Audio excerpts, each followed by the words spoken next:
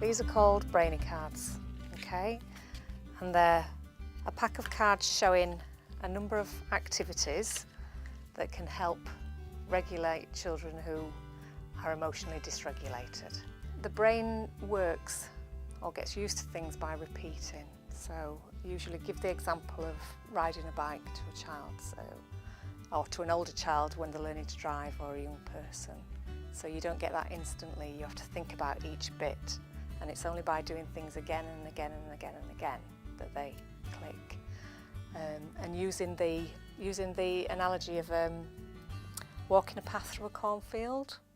So often if you're walking through a farmer's field and there's an established path, it's really easy to walk down that path. But if you're trying to do something different with a child and encourage a different way of doing something, we're making new pathways in the brain really. But if you think about making a new pathway in a cornfield, it's really difficult at first and we tend to want to go back down the established path.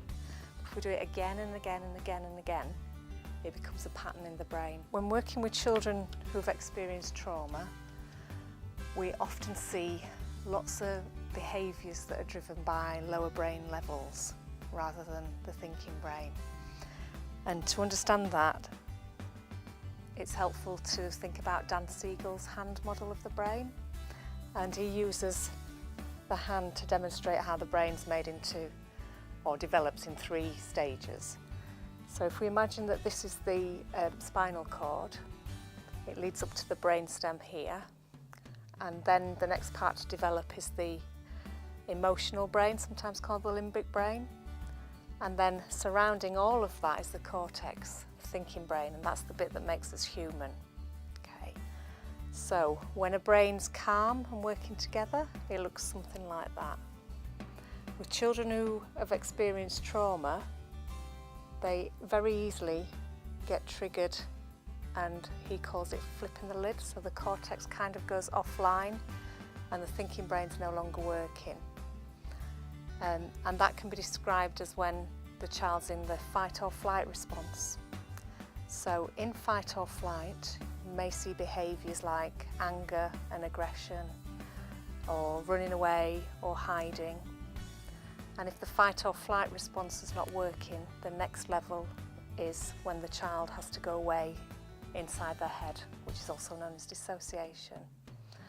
So children who've suffered trauma are very easily triggered into one of those 3 states. So the fight or flight is the hyper-aroused state, and then the dissociation is the hypo-arousal.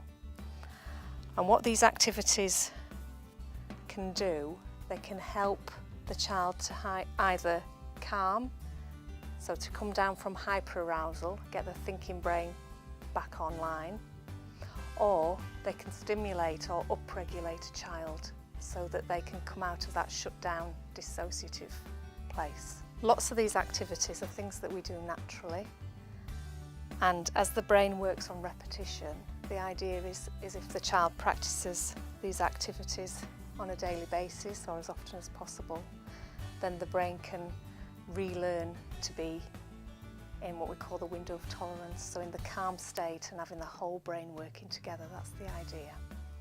So children who've suffered trauma need a brainy response rather than a behavioural response. So often, if we're using words or punishments or sanctions, that kind of response works on a cognitive level, which is great for children who are not traumatised. But when we're talking about traumatised children, again, if the cognitive level's not online, if the thinking brain's not there, the responses are not going to be very effective. So by practicing some of these things that are helpful for getting the whole brain working together, they become much more automatic and natural. So rather than going to the hypo-arousal and getting aggressive, become much more effective at having a calmer brain. Now the first one is breathing, which is really obvious, and obviously we all do it, but we don't always do it in a way that facilitates emotional regulation. So the breathing I'm talking about are nice, big, deep, slow breaths in and out. And again, sometimes that can take quite a bit of practice. Another activity is pushing and pulling, which are based on isometric exercises, which can be very calming for the brain. So here we've got a child pushing against a wall for several seconds and then releases. And again, that brings some relief to the system. Similarly, you can have a tug of war with a child for the pulling. Now, if a child's hypo-aroused and is in dissociation, and you can notice that they've flown away somewhere else, there's a grounding exercise called the 5-4-3-2-1, which is really effective.